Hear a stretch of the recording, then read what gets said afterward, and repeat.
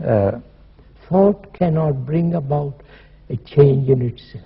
Yes, and yet practically everything that mankind has been trying to do is based on thought. Right? Thought. And there is a limited area, of course, where that's all right, but we cannot, therefore, as we said, we're discussing before, do anything about the future of mankind from the usual approach. Right? So look, that's what when you listen to the politicians who are so very active in the world, they are creating problem after problem, and to them thought is the most important thing, ideas. Well, nobody, generally speaking, nobody can even know of anything else. You see that? Exactly. I will say the only instrument which is thought is worn out, except in certain areas. Well, it never was adequate except in those areas. I mean, of course. And man has always been in trouble, as far as we can remember, as far as history goes. Right? Yes, sir. Man has always been in trouble, turmoil, fear.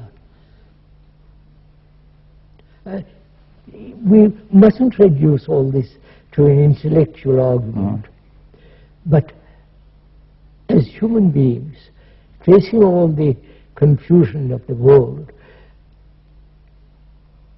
can there be a solution to all this? Yes, well, and that comes back to the question I'd like to repeat, that it seems that here there are a few people, who are talking about it, and perhaps meditating, and so on. But how is that going to affect this vast current of mankind? Probably very little. But see, I think why do you will it affect? It might or it might. It might not. It might or it might not. Might not. Yes. But then one puts that question, then what's the use of it? Yes, that's the point. That I think there's an instinctive feeling that makes one put the question. Yes. I think that's the wrong question. But it's the wrong question. You see, that is, the first instinct is to say, what can we do to stop this tremendous catastrophe? Yes. But if each one of us, whoever listens, sees the truth of this, that thought in its activity, both externally and inwardly, has created terrible mess, great suffering, then one must inevitably ask, is there an ending? Is there an ending to all this? If thought cannot end it, what will? Yes. What is the new instrument that will put an end to all this misery? See, there is a new instrument, which is the mind, and so on and so on. Yes. Which is intelligence. But, you see, the difficulty is also people won't listen to all this. They have come to definite conclusions, both the scientists and the ordinary layman like us. They won't listen. Yes, well, that is the sort of point I had in mind when I said that a few people don't seem to have much effect. I think, after all, few people have changed the world. Hitler was whether good or bad, that's not the point. But he didn't change it fundamentally. No, he had changed the world superficially. Yeah. The revolution of the Bolsheviks, the communists, has changed, but they come to the same pattern again. Physical revolution has never changed psychologically human state. Well, do you think it's possible that say, a certain number of brains coming in contact with mind in this way will be able to have an effect on mankind which is beyond just the immediate obvious effect of their communication? That's right. I mean, obviously, whoever does this may communicate in the ordinary way, and that have a small effect. But now this is a possibility of something entirely different, right? See, I've often thought about how do you convey to all this rather subtle and very complex issue, how do you convey all this to a person who is steeped in tradition, who is conditioned, and won't even take time to listen, to consider?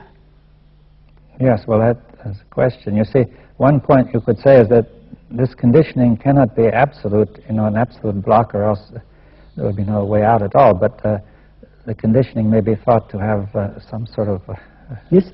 permeability. Therefore, the Pope won't listen to us. But the Pope has tremendous influence. But is it possible that every person has something he can listen to if it could be found? If he takes little patience, Yeah. who will listen? The politicians won't listen. The idealists won't listen. The totalitarians won't listen. The deeply steeped religious people won't listen. So, perhaps, sir, that's the whole point. So-called ignorant person, not highly educated and conditioned in his professional career, money, the poor man who says, I'm suffering, please let's end that. Well, but he doesn't listen either, he says. He wants to get a job, you know. Of course. He says, feed me first. We have been through all this for the last 60 years. The poor man won't listen, the rich man won't listen, the learned won't listen, and the deeply dogmatic religious believers don't listen. So that perhaps it's like a wave in the world, it might catch somebody. I think it's a wrong question to say, does it affect? Yes, all right, we say that brings in time and that's becoming, you know, it brings in the psyche in the process of becoming again.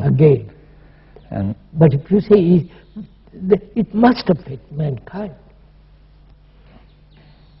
Well, but are you proposing that it affects mankind through the mind directly rather than... Yes, yes. That we're taking very seriously this... It may not show immediately in action. Yes, you're taking very seriously what you said, that the mind is universal and is not located in our ordinary space. Yes. Is not separate, is not... You see, sir, there is a danger in saying this, mind is universal. That's what some people say, the mind. And it's become a tradition. Well, you can turn it into an idea, of course. Of course, that's just the danger of it. That's what I'm saying. Yes. But what you're saying is that, well, really the question is, we have to come directly in contact with this to make it real, right? That's it. They can only come into contact with it when the self is not, to put it very, very simply. And therefore, when the self is not, there is beauty, there is silence, space, then that intelligence which is born of compassion operates through the brain. It's very simple. Yes.